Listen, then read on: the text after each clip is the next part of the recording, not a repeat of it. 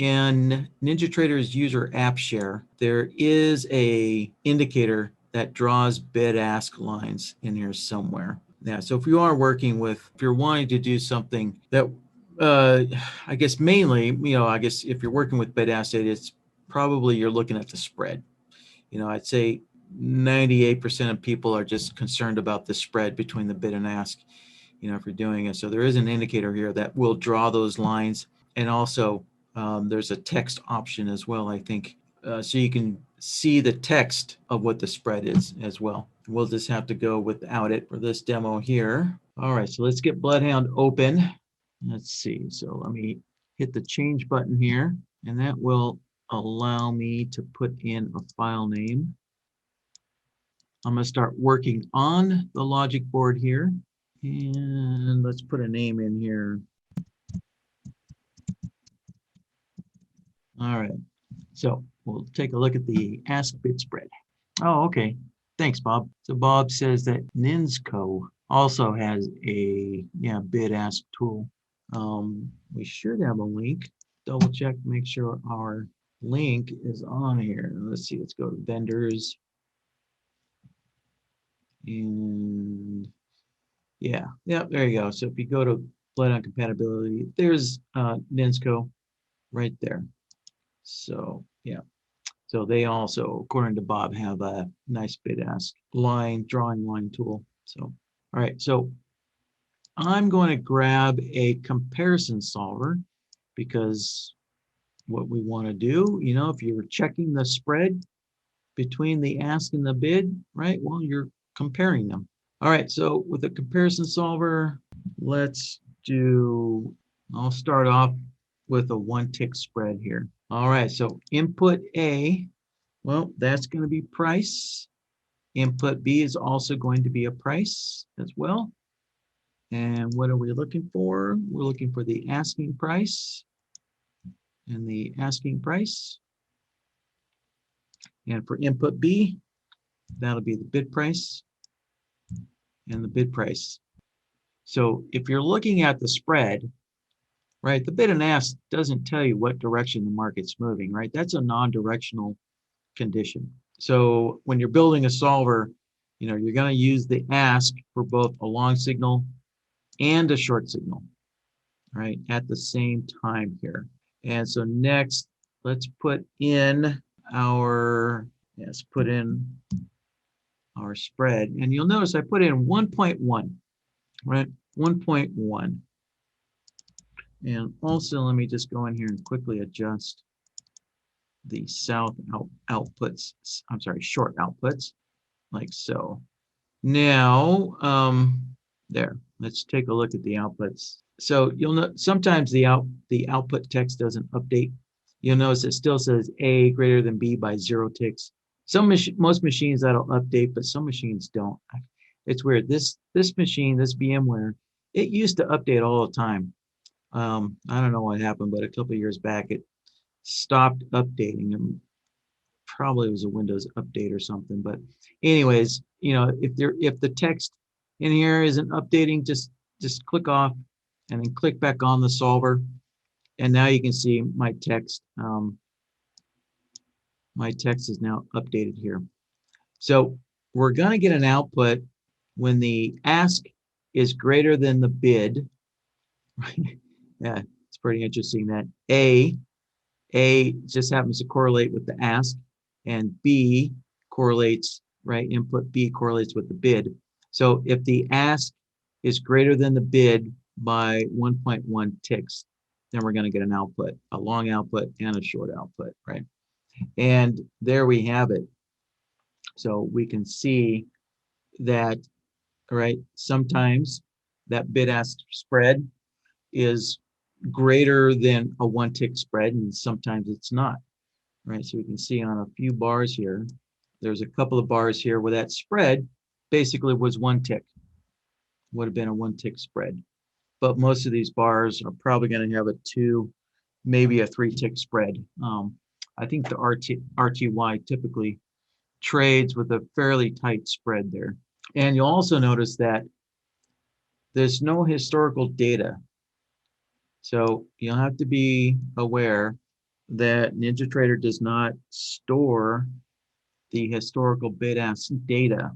If you do need that historical bid-ask data, you really have to do a lot, or not a lot, but you do have to do some extra work to get a hold of that historical bid-ask data. So um, I don't know off the top of my head what the requirements are for that.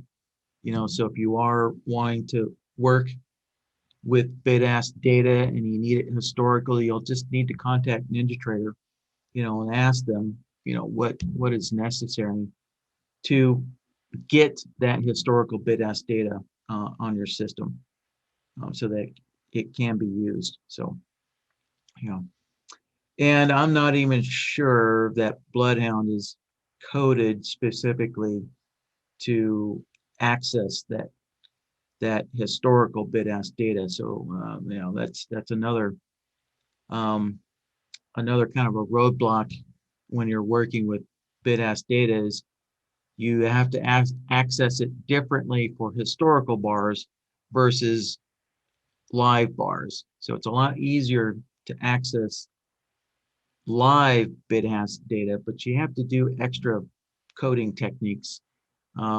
Yeah, you have to put some extra access, or you have to access the bid-ask data historically. You have to go and do it a different route. Um, you know, so it does it. There is quite a bit of extra work that goes into working with bid-ask data, especially if you want historical bid-ask data. So, right. But basically, that's really it right there.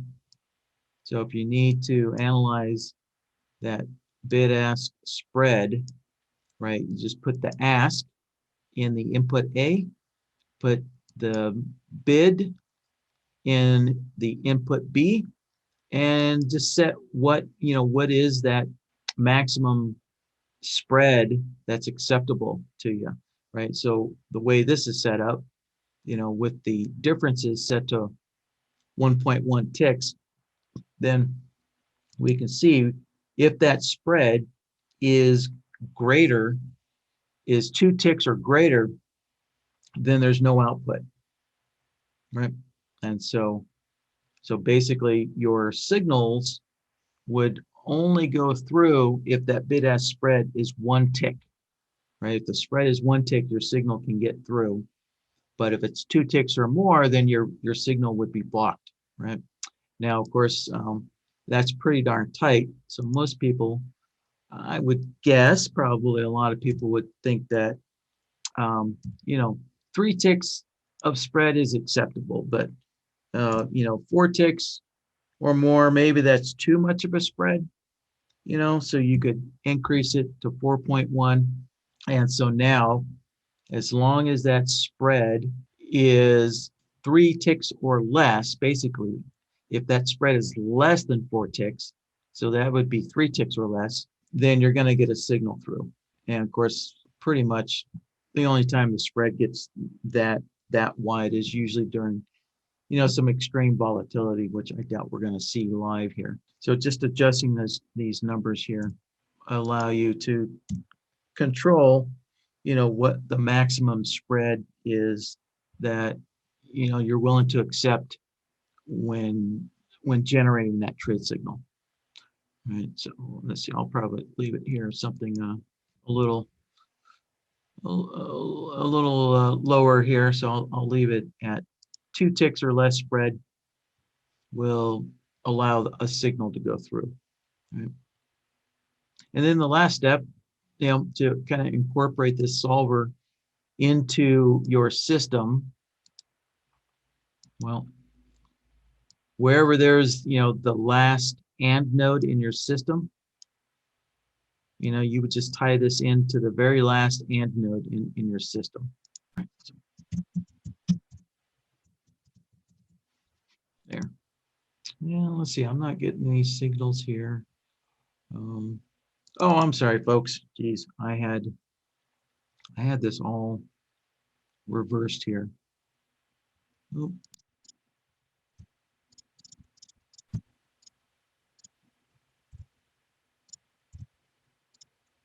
There we go.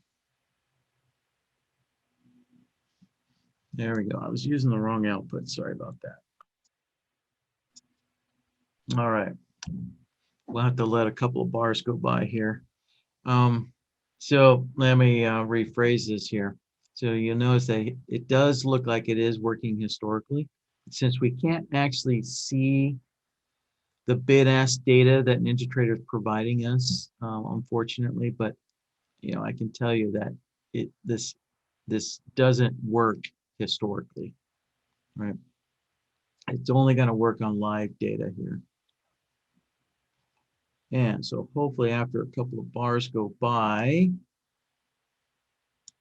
we'll see that some of these bars will not have a racing stripe, right? So if the spread is larger than 2 ticks, then there will not be an output. And also one thing to note is that that is working on the bar close. So that BidAsk spread is only being checked on the bar close. And here we go. All right, so there's our first bar where that spread was greater than 2 ticks. And then there's no output. There we go. All right. So so previously when I had this set up using A greater than B, right, then that means that there had to be a wide spread. So previously I was actually detecting a large spread, a spread that was greater than 1 tick. So if we're using the A greater than B, that means that identifies large spreads.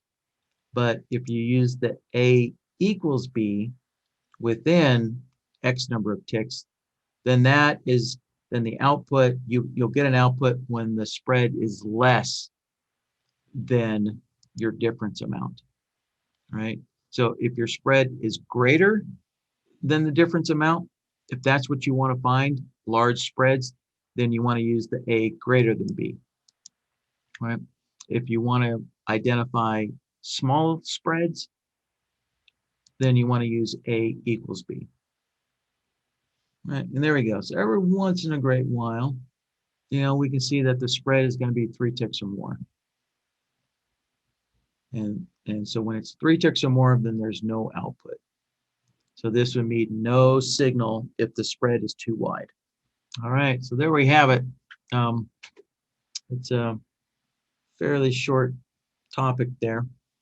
And again, just to reiterate, just be aware that this does not work historically, right? So analyzing BidAsk spread is only going to work on real-time data.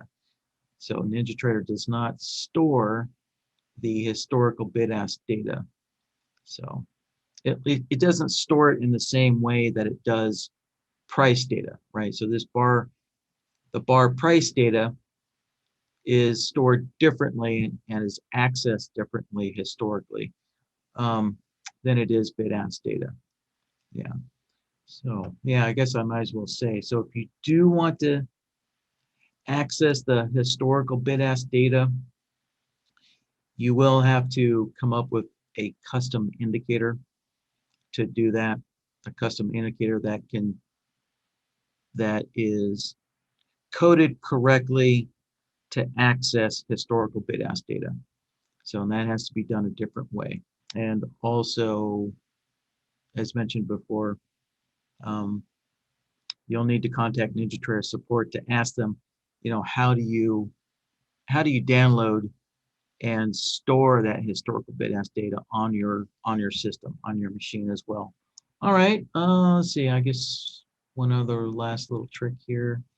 So again, BloodHound has the calculate mode right now set to on bar close, right? So we're only getting a result when the bar closes.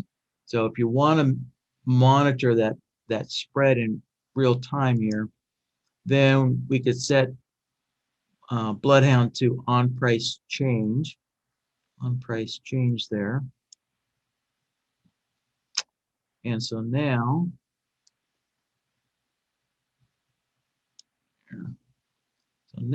we can watch the output there, and we can see, right, it's going to turn on and off as the spread, goes 3 ticks or larger or 2 ticks or less.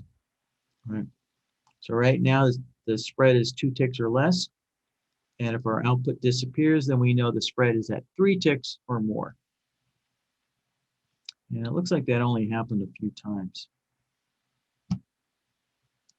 There you go. So now the spread widened there a little bit.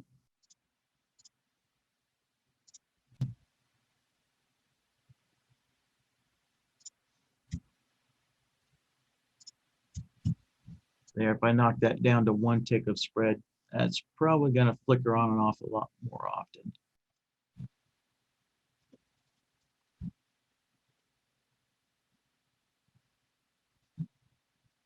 So, all right. I think that about does it for this topic. Let's see. Michael asks, does this apply for currencies? Yes, it does. Yes, it does. And if you are a currency trader, you're probably already aware that currency data is saved a little different than all the other instrument data. So currency data is saved using the bid price. Yeah, so what you're seeing on the chart is not necessarily the last traded price, but the bid price. That's what gets saved there.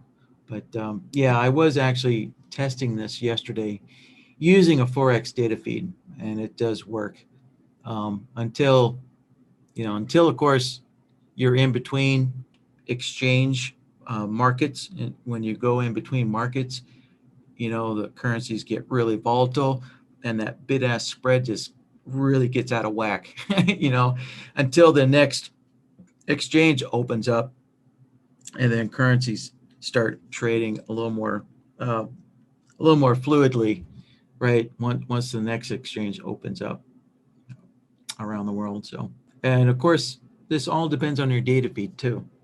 So, it's up to your data feed to provide that bid-ask data, right? So, yeah, obviously, pretty much, basically, with everything on NinjaTrader, your data feed is what controls, all of this price data, right? So if you don't have a good data feed, like Interactive Brokers has one of the worst data feeds of any broker or data feed provider out there. So if you are using IB, you're probably going to have a rough time. If you're able to compare IB's data feed to a normal futures broker's data feed coming from the US, you'll see that there's a huge difference between the two. So obviously, the quality of detecting the bid-ask spread depends 100% on the quality of your data feed as well. So, all right, yeah, so that was Michael's question about currencies. All right, well, that does it for this topic.